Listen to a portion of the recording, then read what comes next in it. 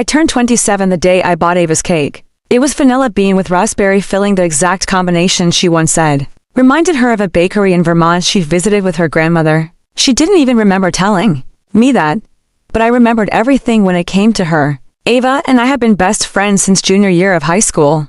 The kind of best friends who could sit in silence for hours and still feel full. Who knew each other's family trauma, like our own. Who once wrote letters to each other just in case anything ever happened. She called me her soul twin, her ride or die. We had matching tattoos on our ribs to small interlocking circles, inked after graduation. So when Ava's birthday started approaching, and she confessed how stressed she was, I offered to plan it for her. I didn't even hesitate.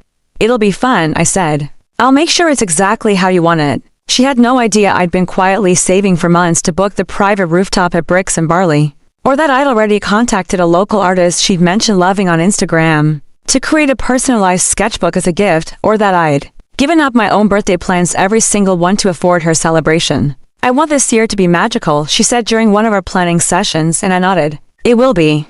I didn't tell her that my coworkers had tried to organize a small lunch for me that same week. That I declined, claiming I was busy with family stuff. I didn't tell her that my parents had mailed a check, begging me to at least go get myself a nice dinner. I deposited it and spent it on custom floral centerpieces for her party. She deserved it. She deserved everything. I just didn't know she would repay me the way she did. The party was beautiful, a glowing summer evening, soft string lights, acoustic live music, a handcrafted cocktail bar with her name and script on the drink menu. People posted about it all weekend. Hashtag Ava Glow Up trended on local TikTok feeds. She was radiant, floating between guests in her pale pink dress like a social queen.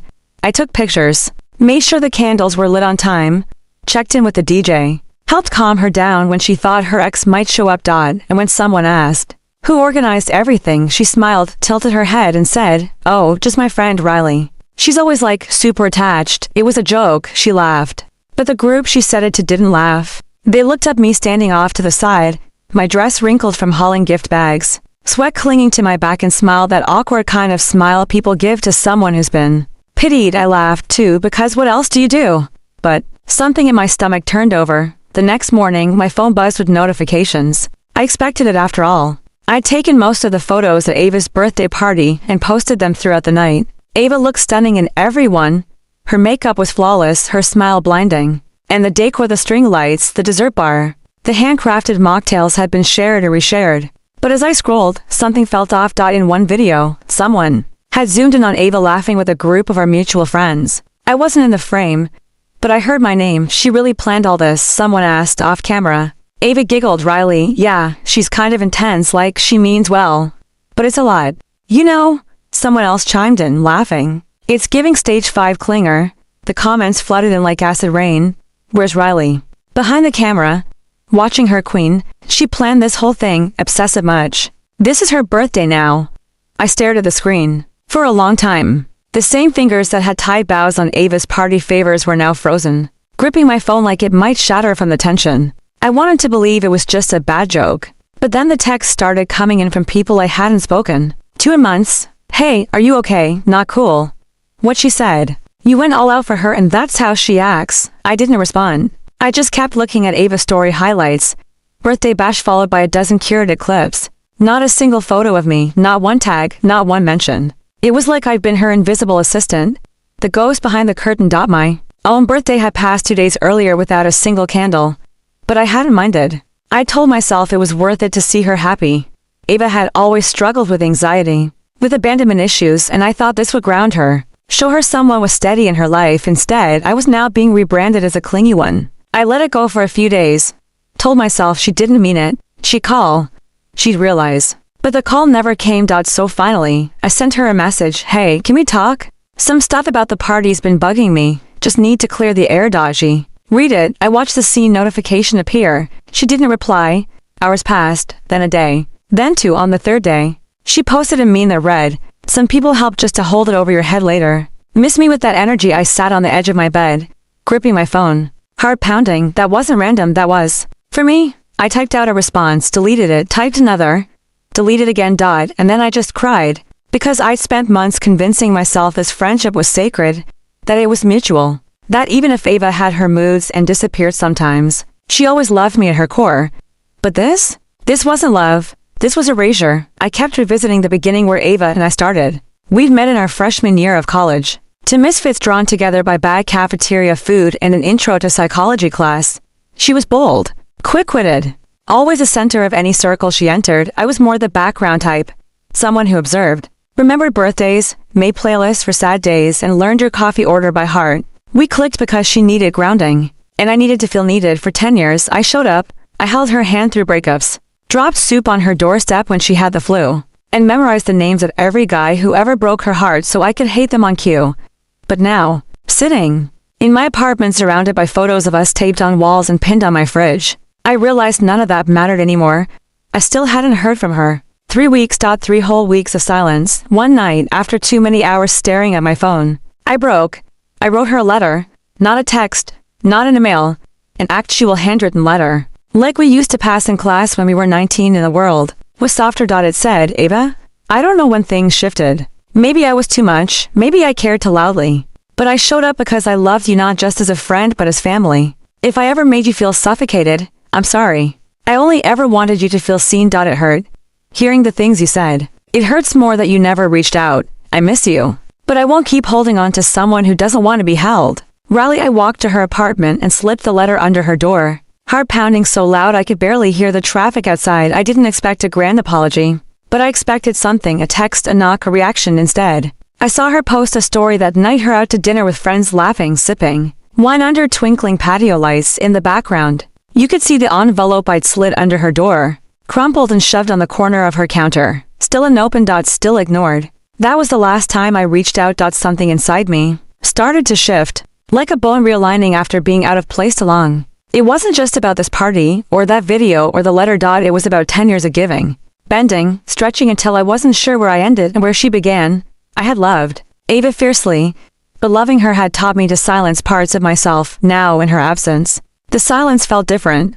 It felt healing. So I started deleting the texts, not all at once, just a few at a time. I took her off my favorites list, unpinned her conversation. One day, I walked past a mirror and caught my reflection. I looked tired, but lighter, like someone finally learning to put the weight down. It's strange how silence teaches you things words never could. In the weeks that followed, I kept expecting the hurt to swell, like a bruise spreading under skin, but instead it faded slowly like fog, lifting at dawn. I wasn't angry anymore, just empty, not the kind of emptiness that aches, but the kind that makes room for something new. I started reconnecting with parts of myself I had shelved for years. I signed up for a weekend pottery class. It was messy and ridiculous, and I made a bowl that looked more like a collapsed cupcake than anything useful, but it was mine, and for the first time in forever, I was doing something just for me. I got coffee alone, sat by the window, read a novel cover to cover without checking my phone. I reached out to a couple of old friends I drifted from, not because of fights or betrayal, just because Ava had always required so much space.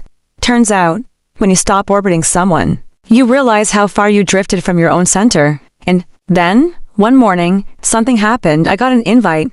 Not from Ava but from her sister, Claire. It was a baby shower. Ava's baby shower. I stared at the pastel pink envelope, my name scrawled in neat handwriting. No note, no explanation. Just an invite. For a full 5 minutes I didn't move. I just held it in my hands, torn between laughing and crying. Was this a peace offering, a mistake, pity, or worse, was it obligation? The shower was 3 weeks away, at a local brunch spot we'd been to a dozen times before. I imagined Ava surrounded by balloons and tiered cupcakes, cradling her bump while people passed her gifts wrapped in pink. Would she look surprised to see me? Would she even acknowledge me? Part of me wanted to go, not to make a scene but to look her in the eye, to show her I wasn't broken, that I'd made it through the storm she left me in. But another part, the quiet part I was finally learning to listen to, whispered, "You don't owe her your presence." I set the envelope on my kitchen table and walked away. That night, I talked to my mom about it. She had always liked Ava, but she'd also seen the imbalance in our friendship long before I did. "You know, sweetheart," she said gently, "sometimes people outgrow you, and that's okay. But the ones who truly love you, they don't make you feel like love is something to earn." I nodded, letting her words settle deep in my bones. I wasn't ready to decide, but I knew one thing: whatever I chose, it would be for me, not for her. Not to prove anything, just for me. That was new. That was progress. 3 days before the baby shower, I found myself standing in the aisle of a local boutique, staring at a shelf lined with gift sets, tiny socks, plush blankets, wooden tethers, shaved like stars. The irony wasn't lost on me. The girl who once gave Ava an entire self-care survival kit, when she had a panic attack over finals, was now debating between lavender-scented baby lotion and a stuffed unicorn for a child, whose mother hadn't spoken to me in months. I don't even remember grabbing the gift. I just remember standing in line, clutching the pastel wrapping paper like it might explain something I couldn't. That night, I sat on my living room floor with the gift in front of me, scissors in one hand, tape in the other. I wrapped it slowly, carefully, smoothing down every crease like it mattered. It didn't. But somehow, the ritual grounded me. On the tag, I wrote just one word: congratulations. No love, no name. I wasn't sure if I'd go. But if I did, I'd go for me to close the chapter, not reopen it. The morning of the shower, I woke up to rain tapping on my window. I dressed slowly. White blouse, navy slacks, nothing that screamed attention. When I arrived at the venue, my hands were trembling. The restaurant had been transformed. Pink streamers hung from chandeliers. Tables were draped in lace and scattered with rose petals. A dessert bar was overflowing with pastel-colored macarons and frosted cupcakes. It looked beautiful, intimate, familiar. To familiar, I scanned the room and saw her, Ava, radiant in a soft blush dress, cradling her belly, laughing with two women I didn't recognize. She didn't see me. Not at first. I slipped in quietly, placed the gift on the pile, and stood in the corner near the mimosa table, sipping orange juice like it might wash down the lump in my throat. Claire noticed me first. She walked over, gave me a quick hug, and said, "I'm glad you came." I smiled politely. "Thanks for the invite." She looked down, hesitated, then added, "She didn't know I sent it." Double quotes. Of course, Ava hadn't reached out, not even to say don't come. I suddenly felt like I was trespassing on someone else's memory. When Ava finally noticed me, our eyes met across the room for a flicker of a second. Her smile faltered, just slightly. Then she turned back to her friend like I didn't exist. And I got it. It hit me like a gust of wind you didn't see coming. She had already written me out of her story, not angrily, not cruelly, just quietly, as if I was a footnote that no longer fit the narrative. I stood there for a few more minutes, unsure why. Then I walked out. I didn't wait for cake. I didn't say goodbye. I didn't cause a scene. I just left, because sometimes the loudest goodbye is the one you never say out loud. And sometimes self-respect doesn't look like confrontation. It looks like walking away without leaving pieces of yourself behind. It's strange how grief can linger in places joy once lived. The morning after the baby shower, I found myself scrolling through Instagram out of habit. Ava had posted a carousel of pictures, her glowing face framed by balloons, her manicured fingers opening pastel boxes, the table filled with gifts and laughter. I wasn't in a single photo, not even in the blurry background. It was like I'd never been there at all. What stung more was the caption, "Grateful for everyone who's been there through it all. Real love shows up. Real love shows up." I did show up. Even when I shouldn't have. Even when I wasn't wanted. Even when the invitation came from a mutual friend, not her. But apparently, my presence didn't count. I didn't comment. I didn't like the post. I just stared at it, thumb frozen midair, until the screen dimmed from an activity. It wasn't just the baby shower, it was everything: the tenures, the movie nights, the exams we cried through, the relationships we picked apart on kitchen floors at 2 a.m., the birthdays, the breakups, the binge eating, the secrets whispered behind locked dorm doors, gone, reduced to silence in a carefully curated feed. I knew people grew apart. I knew friendships faded. But this wasn't a slow drift, this was extraction. I'd been removed like a blemish in Photoshop, smoothed over, cropped out, deleted. Later that week, I ran into Ava's younger brother, Liam, at the grocery store. He gave me a long look before speaking. "You didn't stay long at the shower." I offered a tight smile. Didn't feel like I should. He nodded slowly, placing a loaf of bread in his basket. "She was different, you know, ever since she started hanging with Olivia and that crew. She talks about vibes now, like people are trends." I laughed dryly. "Guess I went out of style." He shrugged. "You were always her closest. It was weird, her not mentioning you." I didn't respond. What was there to say? It wasn't just weird. It was intentional. A week later, I received a text from Claire. "Hey, just wanted to say you were incredibly gracious at the shower.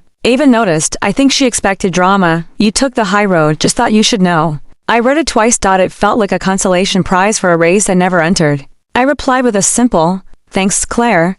That means a lot." But it didn't. Not really.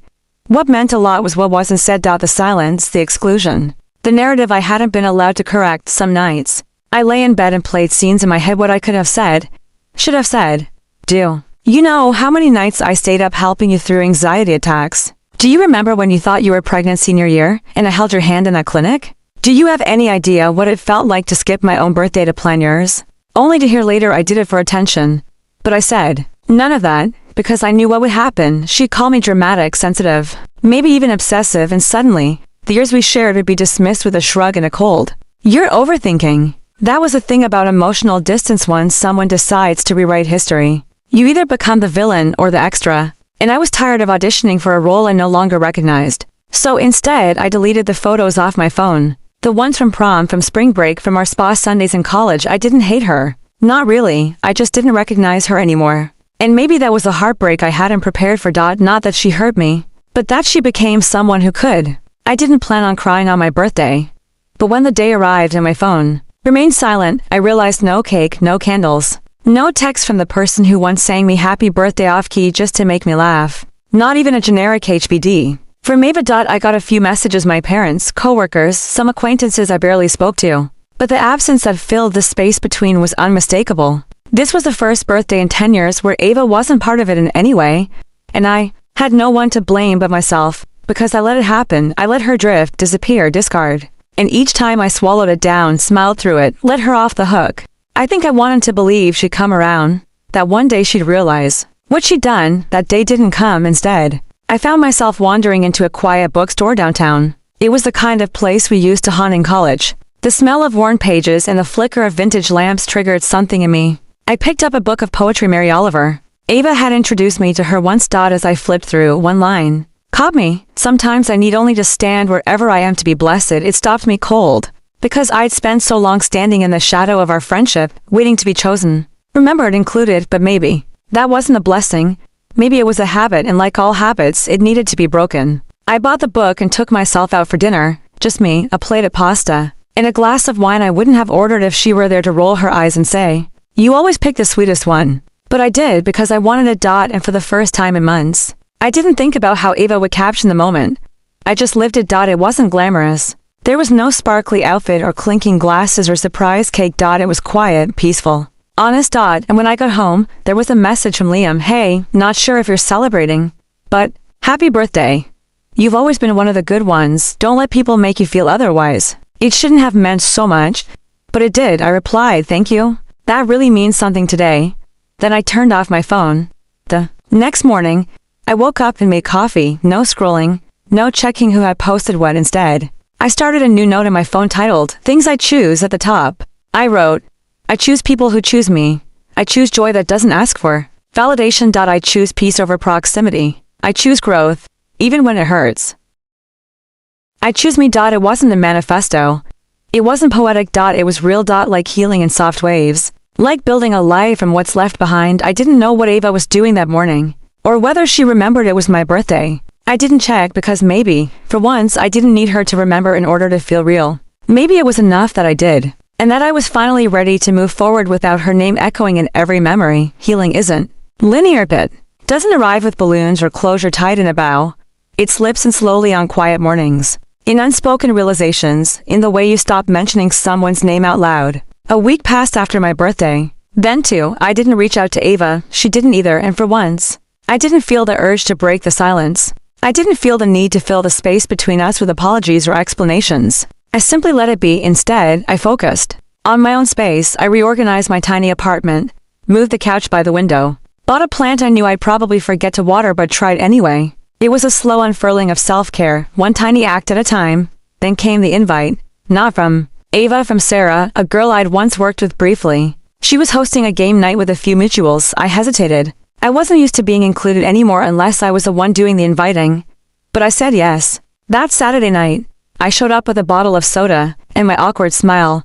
And to my surprise, I laughed, like really laughed, not forced, not polite, but full-bellied. Nose wrinkling laughter. I played trivia, lost miserably at charades, and somewhere between rounds, Sarah turned to me and said, "You're fun." I didn't expect that.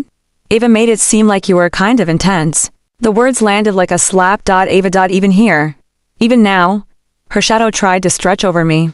I managed a small laugh. Yeah, she always thought I cared too much. Sarah tilted her head. Well, you seem like someone who shows up. I think that's rare. And suddenly, I felt seen, not by association, not as Ava's sidekick or planner or backup, just as me. That night, when I got home, I cried not because I missed Ava. But because I didn't. It was the first time I wasn't aching for her validation. I didn't want her to see how well I was doing, or wish she'd apologized. I was just free. I pulled up old photos of us, scrolled through them like artifacts from another life. There we were at the lake in Halloween costumes, laughing in blurry selfies. But I didn't feel sad. I felt grateful for the good times, for the love I poured in, for the parts of me I'd found in her presence and the parts I reclaimed in her absence. Because I had changed, I wasn't the girl who canceled her birthday to organize someone else's. I wasn't the friend who dinned herself just to stay close. I wasn't the shadow in someone else's spotlight. I was my own person with my own light, my own boundaries, my own story, and I knew now some friendships aren't lost, they're released. Like balloons we let go of, thinking they'll return.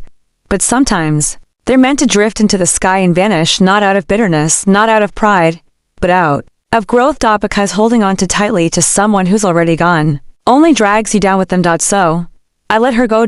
Not with anger, but with peace. The morning after that game night, I woke up with a strange sense of calm. For the first time in months, my heart wasn't weighed down by resentment or confusion. It was lighter. Somehow I decided to take a walk in the park near my apartment. The air was crisp, the kind that hinted at winter's arrival but still carried the last whispers of autumn's warmth. Leaves crunched beneath my feet, golden and brittle. As I walked, I thought about Ava, not with bitterness, but with acceptance, how she had her own battles, her own flaws, her own reasons for drifting away, and how I couldn't control any of that.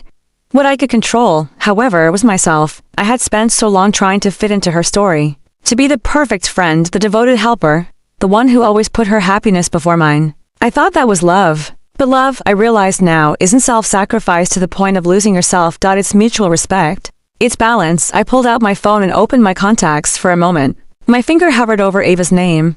Then I closed it. No message. Not yet. Instead, I called my mom. We talked for nearly an hour about everything and nothing. About my job, my plans, how I was learning to say no, how I was slowly reclaiming my voice. That afternoon, I found myself signing up for a pottery class I'd always wanted to try. I wasn't ready to share this part of me with anyone yet, but it felt good, like planting seeds in fresh soil. Over the next few weeks, I immersed myself in small joys, quiet mornings with coffee, discovering new music, reconnecting with old friends who hadn't judged me for being too attached or too intense. I wasn't trying to erase the past. I was weaving it into a new tapestry, one with different colors and patterns. And then, one evening, out of the blue, Ava messaged me. Her words were hesitant, almost awkward. "Hey, I've been thinking. I miss you. Can we talk?"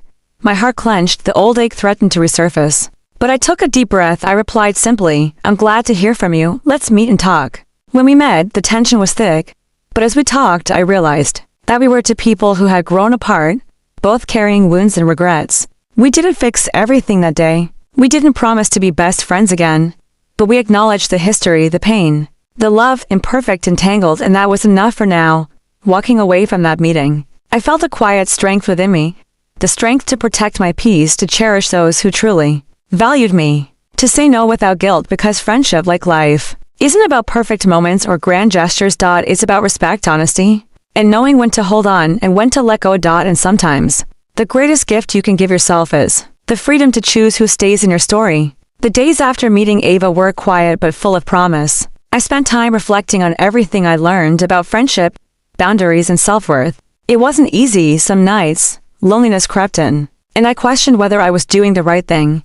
But slowly, I built a new rhythm in my life. I filled my time with things that nurtured me, pottery classes that sparked creativity, morning runs that cleared my mind, and new friendships that felt balanced and genuine. I realized that true connection didn't drain me, it uplifted me. One Saturday, I hosted a small gathering at my apartment, friends from different chapters of my life coming together. There was laughter, warmth, and a sense of belonging I hadn't felt in a long time. Ava wasn't there, and that was okay. This was my moment, my space. That night, as I stood by the window looking out at the city lights, I felt something shift deep inside. I wasn't the same person who had agonized over Ava's silence or felt invisible at her baby shower. I was someone who had chosen herself. The next morning, I received a message from Ava again. This time, it was simpler. "Thank you for meeting me. I'm sorry for how things ended. I hope we're doing well." I took a moment before replying. I wanted to be honest but kind. "I'm doing better. Thanks. I wish you the best too. No promises, no regrets. Just peace, because sometimes The end of one story is the beginning of another, one where you write the chapters yourself, without fear or doubt. And as I closed my phone, I smiled softly, ready for whatever came next, because I have finally learned the most important truth of all, that my happiness didn't depend on someone else's approval or affection. It was mine to claim, and I was ready.